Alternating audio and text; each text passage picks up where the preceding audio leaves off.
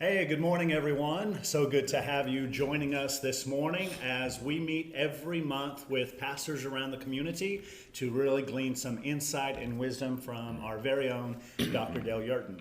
We're in a series right now that we're simply learning about life-giving churches.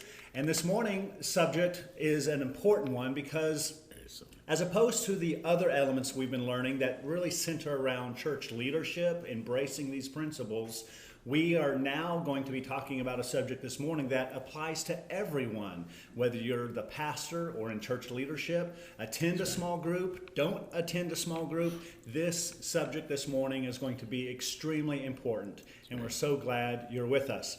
Pastor, so good to have you here, and I want to encourage those of you online, feel free to leave a comment and a message as we dive in this morning. So, without further ado, it's my privilege and honor to introduce to you Dale Yurton.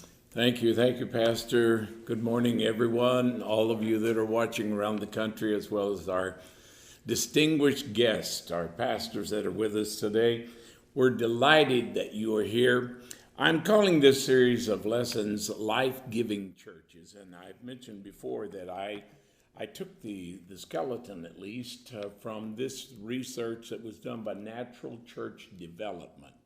And I would recommend you to get a copy of this, read it for yourself. They have a lot of church growth material. Everything that I have read from them is very good.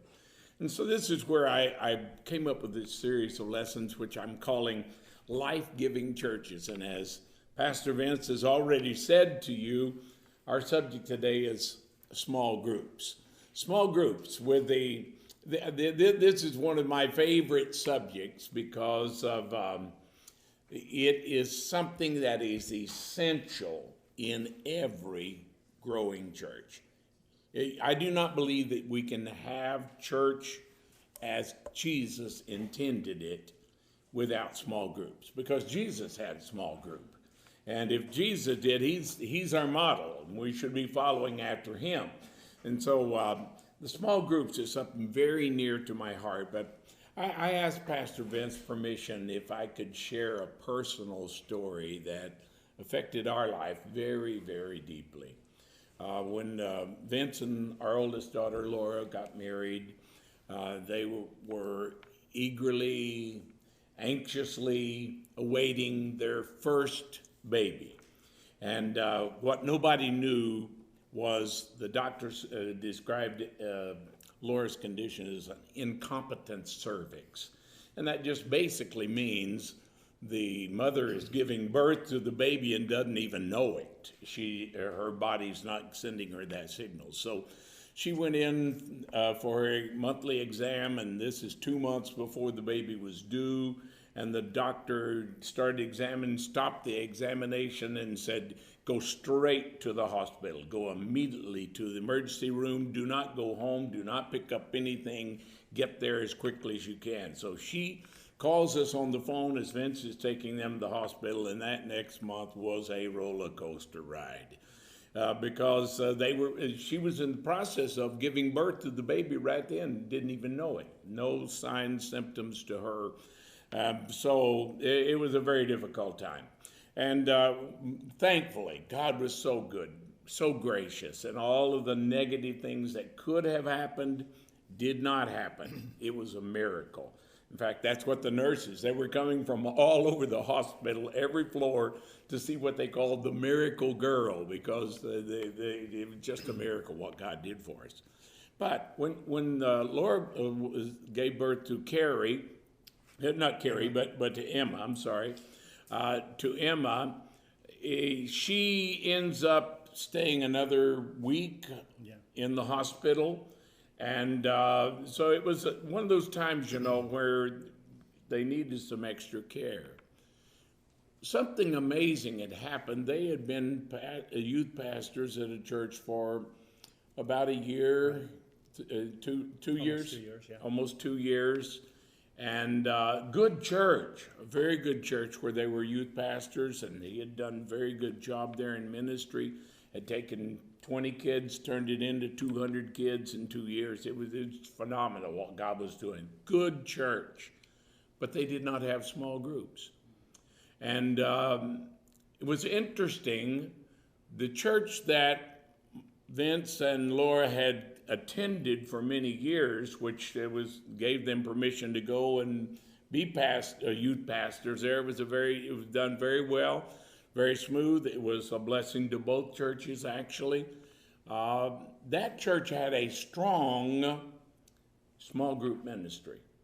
It was based primarily on fellowship, but it still was a strong group. And they really took care of a lot of the pastoral care things. And I found it interesting that my children were willing to leave a good church, a good youth ministry, good pastor, outstanding communicator. They were willing to leave everything except one thing. And they asked permission. Can we still go once a month to the small group? And of course, there wasn't any reason not to, and both pastors agreed to it. And so they had stayed in contact there for 2 years. During this next month, when they were needing some assistance, for the next 2 weeks, I believe it was, every day that small group brought them food to eat. They were, constantly checking on them and providing for them. Pastor Vince goes in to talk to his pastor. He's a youth pastor at that time. He goes in to talk to his pastor. He told him the story. The pastor broke down and cried because he knew they dropped the ball. Not intentionally, but simply because they did not have small groups. Now that story just illustrates how important small groups are in church life. I do not believe that we can have the kind of ministry that Jesus taught us to have without it in our churches. And so this group, the Natural Church Development, when they were doing their research and such, they made this statement. Out of all the 8 principles, because that's what they identified, was 8 different principles that they found in every growing, healthy church. The one principle they say that was most important out of the 8 principles was the principle of multiplication of small groups. Now, that'll become quite obvious what I'm talking about as we go into this lesson. Not just small groups, but the multiplication of small groups became the number one